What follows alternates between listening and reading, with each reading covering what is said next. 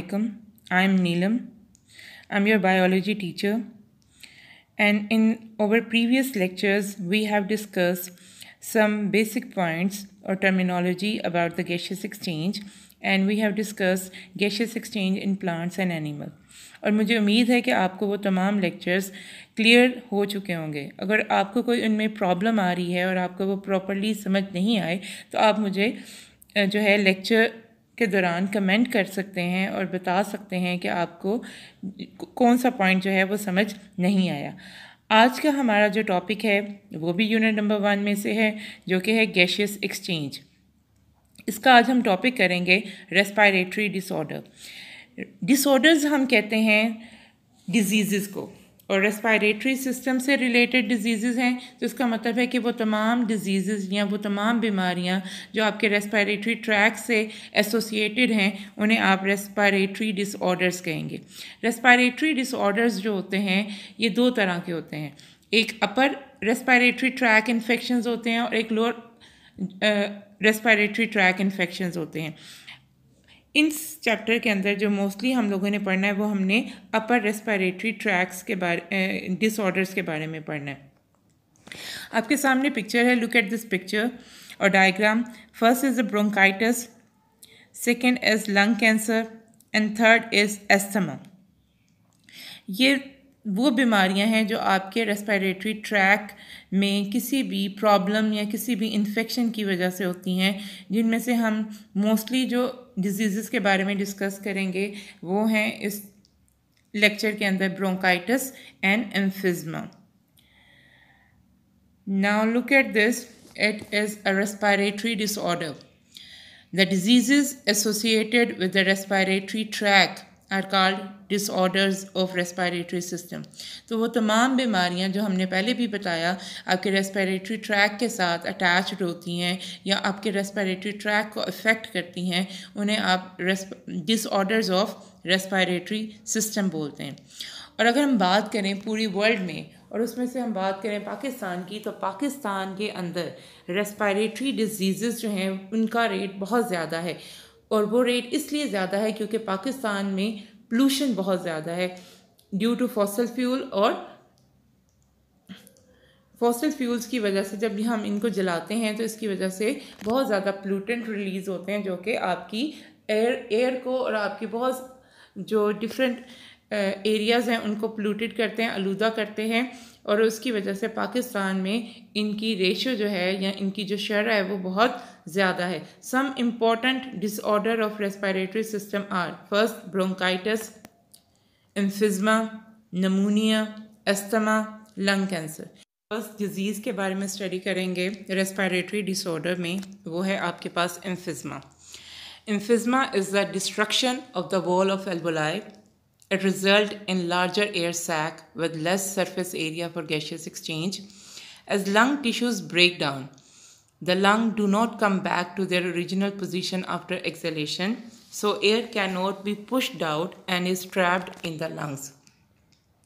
जो कि मैं आपको पिक्चर से भी रिप्रेजेंट कर देती हूँ, शो कर देती हूँ कि आपके पास एक पिक्चर है जिसमें आपके पास दो स्लाइड्स नज़र आ रही होंगी आपको. एक में एम्फिज़मा से इफेक्टेड एल्वुलाई दिखाई गई हैं और एक में आपके पास नॉर्मल ब्रोंक्यूल्स और एल्वुलाई दिखाई गई हैं. अगर हम इन दोनों को कंपेयर करें तो आप देख रहे होंगे जो एम्फिज़मा में एल्वुलाई हैं वो डी शेप हो चुकी हैं, वो डिस्ट्रक्ट हो चुकी हैं. उनका जो बाहर कैपिलरीज़ हैं उनका नेटवर्क भी कम है, जिसकी वजह से जो पेशेंट होता है वो प्रॉपरली एयर को एक्सेल नहीं कर पाता और वो एयर आपके लंग्स में ही ट्रैप हो जाती है और आपके लंग्स दोबारा अपनी ओरिजिनल पोजीशन पे वापस नहीं आते. नेक्स्ट हम स्टडी करेंगे इसके सिम्टम्स के बारे में कि एम्फिज़मा में पेशेंट किस किस्म के सिम्टम्स शो करता है. नंबर 1 शॉर्टनेस ऑफ ब्रेथ, सांस लेने में प्रॉब्लम आना. नेक्स्ट फटीग, मतलब थोड़ा सा काम करने से भी आपको थकावट फील हो तो इसका मतलब है कि आपको कोई ना कोई रेस्पिरेटरी इन्फेक्शन है. Next is recurrent of respiratory infection, बार बार आपके रेस्पिरेटरी सिस्टम में इन्फेक्शन होना, मतलब ज़ुकाम होना, फ्लू होना. Next is the weight loss. ये 4 सिम्टम्स हैं जो कि with the passage of time show होते हैं। Serious complication of emphysema. अब सिम्टम्स जो हैं एम्फिज़मा के, ये उस टाइम रिप्रेजेंट करते हैं, पेशेंट जो है ये उस टाइम रिप्रेजेंट करता है जब ऑलमोस्ट इसकी बॉडी के 60 to 70% लंग टिश्यूज़ जो हैं वो डैमेज हो चुके होते हैं और आपके ब्लड के अंदर ऑक्सीजन का लेवल इतना कम होता है कि आपको ये फर्दर मुख्तलिफ़ तरह की कॉम्प्लिकेशंस जो हैं वो भी प्रोड्यूस कर सकता है। इसके बाद जो नेक्स्ट डिज़ीज़ के बारे में हम करेंगे वो है आपके पास bronchitis. Bronchitis is the inflammation of bronchi और ब्रोंक्यूल्स। अब ब्रोंकाइटिस में क्या होता है कि आपने पढ़ा था ट्रेकिया जब आपके लंग्स में एंटर होता है तो ये 2 ब्रांचेस बनाता है। एक ब्रांच एक राइट लंग में चली जाती है और दूसरी ब्रांच आपके लेफ्ट लंग्स के अंदर एंटर हो जाती है। तो ये जो ब्रांचिंग होती है उसे आप ब्रोंकाई बोलते हैं और ब्रोंक्यूल, और फर्दर वो जो ब्रांच आउट होता है उसे आप ब्रोंक्यूल बोलते हैं। जब इनके अंदर सोजिश हो जाती है, स्वेलिंग हो जाती है किसी भी इन्फेक्शन की वजह से, तो उसे हम ब्रोंकाइटिस कहते हैं।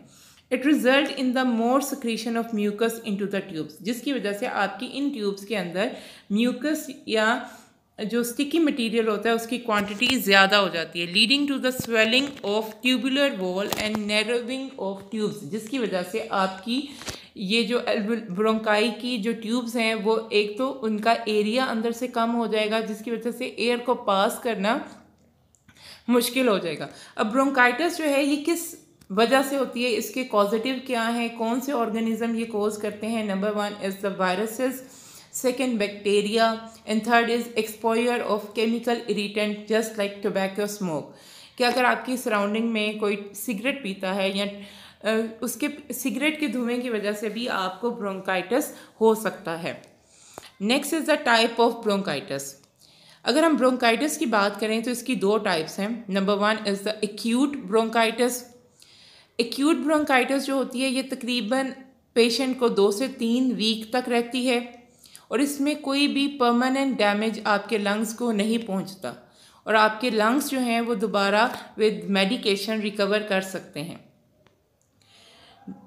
जैसे कि आपको इस डायग्राम में नज़र आ रहा होगा कि आपके पास 2 स्लाइड्स हैं जिसमें एक आपको नॉर्मल ब्रोंकाई या ब्रोंक्यूल की ट्यूब दिखाई गई है और एक आपके पास जो ब्रोंकाई या ब्रोंक्यूल की वॉल है उसके अंदर क्या है, पस प्रेजेंट है, म्यूकस प्रेजेंट है और उसका एरिया जो है जिसके थ्रू एयर पास होनी है वो कम हो गया है और स्वेलिंग भी हो चुकी है और वो नैरो हो चुकी हैं। Next is the types of bronchitis, जिसमें हमने पहली टाइप की जो कि एक्यूट ब्रोंकाइटिस थी। Second is the chronic bronchitis. It usually last for 3 months to 2 years। ये तकरीबन 3 महीने तक या फिर 2 साल तक चलती है। ब्रोंकाई डेवलप स्वीयर इन्फ्लेमेशन, इसमें आपकी ब्रोंक्यूल्स और ब्रोंकाई के अंदर बहुत ज़्यादा स्वीयर किस्म की स्वेलिंग हो जाती है और majority diagnose chronic bronchitis at the age of 45। और ये इसके सिम्टम आपको या ज़्यादातर ये जो क्रोनिक ब्रोंकाइटिस है वो कब शो होती है, आपकी एज की तकरीबन 45 की एज में। नेक्स्ट आपके पास डायग्राम है जिसमें आपको दिखाया गया है कि किस तरह ब्रोंकियल जो ट्यूब्स हैं हेल्दी एयरवेज और अगर उसमें इन्फ्लेम्ड हो जाए या स्वेलिंग हो जाए तो उनका देख रहे होंगे आप, एरिया कम हो जाता है। जब एरिया कम होता है तो हवा को पास करना जो है या उसका एयर पैसेज वे जो है वो कम हो जाएगा, जिसकी वजह से आपको प्रॉपरली ऑक्सीजन नहीं मिलेगी और आपको सांस लेने में प्रॉब्लम आएगी। Next are the symptoms of bronchitis. इसके मुख्तलिफ सिम्टम्स हैं। Number 1 is the cough, mild wheezing, मतलब आपको खांसी के साथ जो है वो आवाज़ का आना, विस्लिंग वॉइस का आना।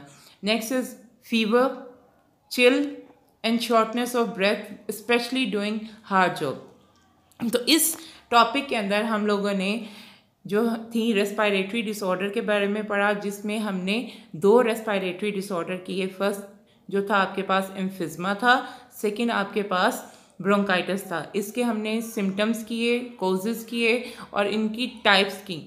और मुझे उम्मीद है कि आपको ये टॉपिक जो है वो क्लियर हो चुका होगा और अगर नहीं होता, अगर कोई प्रॉब्लम है तो आप इसको दोबारा भी कंसल्ट कर सकते हैं।